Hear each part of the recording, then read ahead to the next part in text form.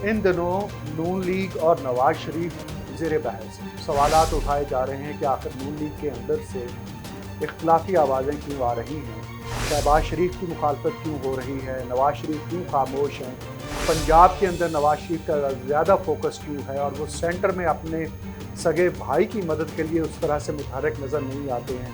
ये वो तमाम सवालात हैं जिन्होंने नून लीग को इस वक्त ज़ेर बहस बनाया हुआ है। नून लीग हार चुकी है, फॉर्म 47 की वजह से वो हुकूमत बना सकी और फॉर्म 45 के ऊपर पीटीआई जीती हुई है।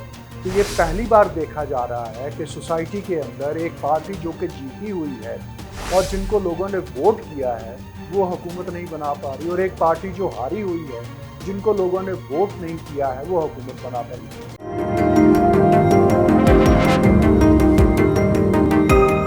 अस्सलाम वालेकुम। इन दिनों नून लीग और नवाज शरीफ ज़ेर बहस है। सवालात उठाए जा रहे हैं कि आखिर नून लीग के अंदर से इख्तलाफी आवाज़ें क्यों आ रही हैं, शहबाज शरीफ की मुखालफत क्यों हो रही है, नवाज शरीफ क्यों खामोश हैं, पंजाब के अंदर नवाज शरीफ का ज़्यादा फोकस क्यों है और वो सेंटर में अपने सगे भाई की मदद के लिए उस तरह से मुतहरक नज़र नहीं आते हैं, वो शहबाज शरीफ के साथ सऊदी अरेबिया क्यों नहीं गए हैं।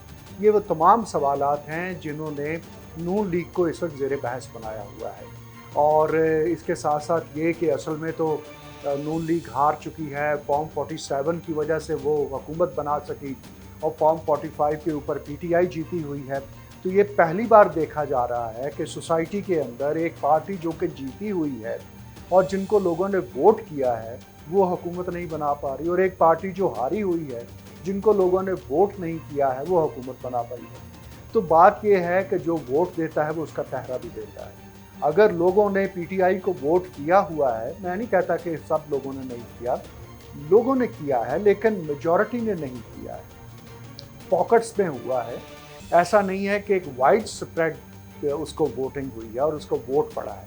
हाँ, पॉकेट्स में कहीं पर उसका असर और सुख ज़्यादा था, कहीं पर प्रोपेगेंडा ज़्यादा था। जैसे केपी है, और केपी से जब आप नीचे उतरते हैं, डेरा गाजी खान से, इधर से नीलैया हो, इसी तरह से झांग हो, फैसलाबाद हो, तो उसका इन्फ्लुएंस और उसका जो असर है वो वहाँ नज़र आता है। लेकिन जूँ आप सेंट्रल पंजाब की तरफ बढ़ते हैं, जैसे सियालकोट है, जैसे लाहौर है, जैसे शेखुपुरा है, जैसे और दीगर इलाके हैं सेंट्रल पंजाब के, या फिर इवन साउथ की तरफ भी अगर आप चले जाते हैं तो वहाँ पर उसका असर और रसूख कम नज़र आता है।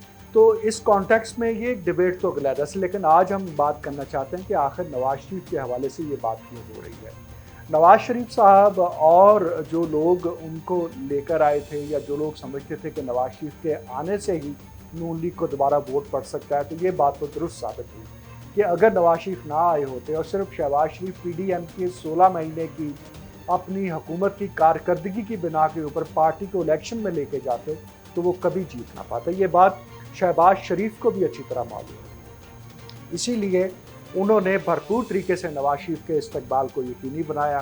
पंजाब के अंदर पाकिस्तान मुस्लिम लीग नवाज शुरू से पॉपुलर रही है और ये पहली बार हुआ है कि कोई पार्टी पंजाब से जन्म लेके, ये पार्टी नहीं, पार्टी लीडर कह लें, मिसाल के तौर पर जुल्फ़िकार अली भुट्टो पंजाब में पॉपुलर थे लेकिन वो पंजाब से नहीं वो जन्म लिया था उन्होंने, वो सिंध से थे। इसी तरह से कायद आज़म अगर पंजाब में पॉपुलर थे तो वो पंजाब से नहीं थे। लेकिन नवाज शरीफ की शक्ल में हमें, या बेनज़ीर भुट्टो भी पंजाब की जन्म भूमि नहीं रखती थी, वो सिंध से थी लेकिन पंजाब भर में पॉपुलर थी। नवाज शरीफ एक ऐसे लीडर थे जो कि दरअसल पंजाब ही के कहने बेटे थे, और इससे पहले गुलाम मुस्तफ़ा खैर कोशिश कर चुके थे कि वो शेर पंजाब कहलाएं या अपने पंजाब के होने के नाते यहाँ अपना इन्फ्लुएंस क्रिएट करें, लेकिन वो नहीं हो सका था।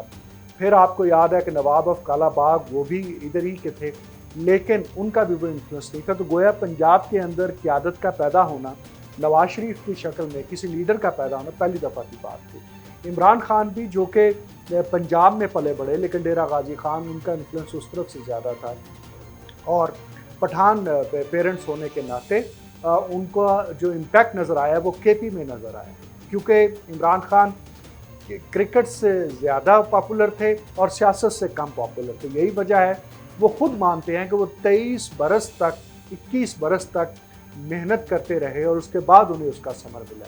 जबकि नवाज शरीफ की सूरत में ये हुआ कि वो आए, उन्होंने देखा और फतह कर लिया। 90 की दिहाई से नवाज शरीफ जो हैं या 80 की दिहाई से आखिर से वो पंजाब को रूल करते नज़र आ रहे थे। तो यही वजह है कि वोट भी नवाज शरीफ के आने से ही पड़ा था। अब उसके बाद ये सामने आई बात कि अगर जीतने के बाद, क्योंकि अगर शहबाज शरीफ वज़ीर आज़म बन सकते थे तो पीटीआई पीपल्स पार्टी ने तो वाज़ेह कर दिया था आसिफ जरदारी ने कि फैसला नवाज शरीफ साहब करेंगे कि उन्होंने खुद बनना है या किसी और को बनाना है। चुनांचे इस कॉन्टेक्स्ट में नून लीग के अंदर जो बहस मुबाहिसा होता रहा वो ये था कि पार्टी को अगर अपग्रेडेशन करते हुए नेक्स्ट फेज़ में ले जाना है और नवाज शरीफ साहब की जो तबीयत की नासाजी है और जिस तरह से हार्ट के हवाले से उनको इश्यूज़ हैं, और अगर वो खुदा न खास्ता इक़्तिदार में होते हुए दोबारा से बीमार पड़ते हैं और फिर उन्हें बाहर जाना पड़ता है इलाज की गरज से, तो फिर उस मरहले पर तब्दीली अगर की जाएगी तो उससे पार्टी के ऊपर एक नेगेटिव इम्पैक्ट आएगा। इसके साथ साथ मरियम नवाज साहिबा जो कि पार्टी का फेस बनकर उभरी थी, उनके हवाले से ये तसलसल से सोचा गया कि उनको लॉन्च किया जाए। इस कॉन्टेक्स्ट में मरियम नवाज साहिबा के लॉन्चिंग पैड पंजाब को बनाया गया और पंजाब के अंदर वो इस वक्त काम कर रही हैं, वो अपना इन्फ्लुएंस शो कर रही हैं। ये नून लीग का स्ट्रॉन्ग होल्ड है। यहाँ पर काम करते हुए मरियम नवाज एक नेशनल लीडर के तौर पर उभर सकती हैं। और मैं तो बार बार अपने पाकिस्तान पीपल्स पार्टी के दोस्तों से कहा करता हूँ कि देखिए, बिलावल भुट्टो को वज़ीर आज़म बनाने के चक्कर में आप वज़ीर आला ना बनाकर ज़ाया कर रहे हैं। फ़र्ज़ कीजिए अगर बिलावल भुट्टो 2008 से ऑनवर्ड्स आज तक वज़ीर आला सिंध के तौर पर काम कर रहे होते तो उनका जो पॉलिटिकल स्टेचर है वो कितना बढ़ चुका होता। आज आकर उनको एक वज़ीर ख़ारजा PDM की हुकूमत में बनाया गया और उसमें भी उन्होंने गेन करने की बजाय लूज़ ज़्यादा किया। और आलम यह है कि लाहौर में जिस सीट पर वो लड़े थे वहाँ पर उनकी ज़मानत तक जब्त हो गई थी। तो मुस्लिम लीग नून के यहाँ ये था कि अगर नवाज शरीफ को मिड टर्म में छोड़ना पड़ता है तो मसाइल पैदा होंगे। और फिर इसके साथ साथ अगर ये हुआ कि वो सेंटर के अंदर वज़ीर आज़म हुए और पंजाब के अंदर मरियम नवाज़ वज़ीर आला हुई तो फिर ज़्यादा क्रिटिसिज्म होगा, ज़्यादा वो लेंस के नीचे रहेगी नून लीग और जो मुखालफीन हैं उनको ये मौका मिलेगा। इसके साथ साथ हमने ये देखा कि इसहाक डार साहब जो कि समधी हैं नवाज शरीफ के, उनको वज़ीर ख़जाना भी नहीं बनने दिया गया है। हत्ता कि शहबाज शरीफ ने भी उनकी बजाय मोहम्मद औरंगज़ेब साहब को वज़ीर ख़जाना बनाया है। हालांकि दोनों का जो पास्ट ट्रैक है वो एक तरह का है और वो दोनों उसी तरह से काम कर रहे हैं, उनमें कोई ज़्यादा फ़र्क नहीं है। औरंगज़ेब पहले भी इससे पहले असिस्ट करते रहे थे PMLN को, क्योंकि उनका ताल्लुक तो साबिक़ चीफ जस्टिस रमदे साहब से है, वो उनके भांजे हैं और उनके रमदे साहब ख़ुद नून लीग के बहुत करीब थे।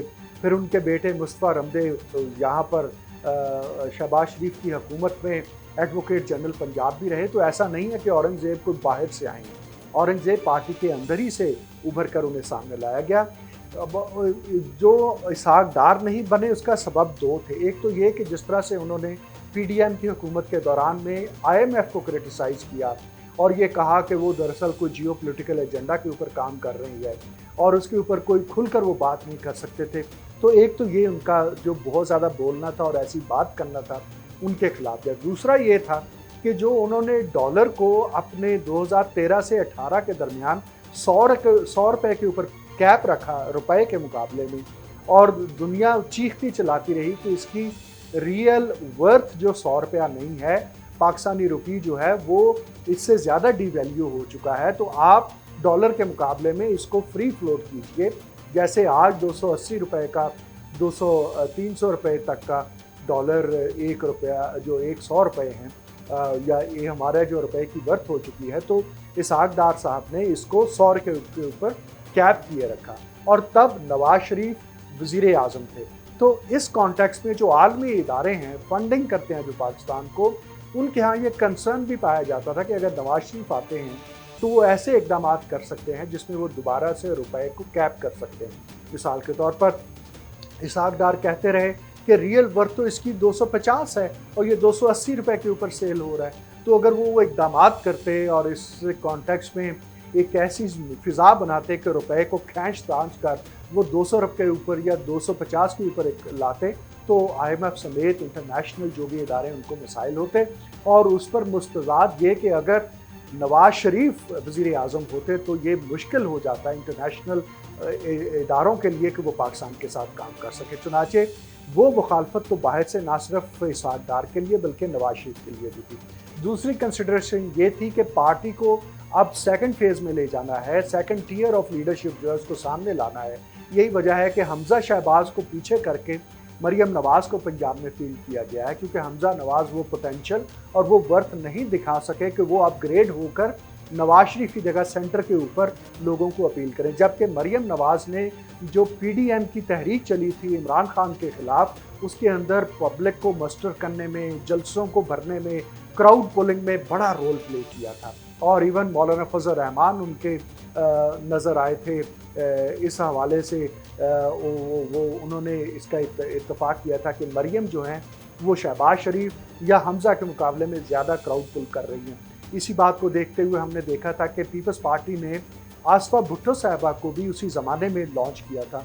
और मुल्तान का जो जलसा कासम बाग का था, वो जिसके अंदर इन दोनों पार्टियों ने मिलकर, PDM ने मिलकर एक बहुत बड़ा जलसा किया था, तो वहाँ पर पीपल्स पार्टी की जानिब से गिलानीज़ बहुत मुतहर्रिक थे। तो मरियम नवाज साहिबा चूँकि अब पार्टी को आगे ले जाने के लिए एक फेस के तौर पर सामने आई हैं, इसलिए नवाज शरीफ साहब ने यह मुनासिब समझा है कि वो पीछे रहकर पार्टी की अपग्रेडेशन करें। वगरना मरियम के हवाले से जिन लोगों को एतराज़ थे, वो खा चौधरी निसार हों, चाहे शायद खाकान अब्बासी हों या कोई और हों, वो तो पहले से पार्टी से अलहदा हुए नज़र आते हैं। अदरवाइज़ पार्टी का इत्तफाक मरियम पर ज़रूर है, इसलिए नवाज शरीफ अगर इस वक्त वज़ीर आज़म नहीं है तो वो इन वजूहात की बिना पर नहीं। शुक्रिया।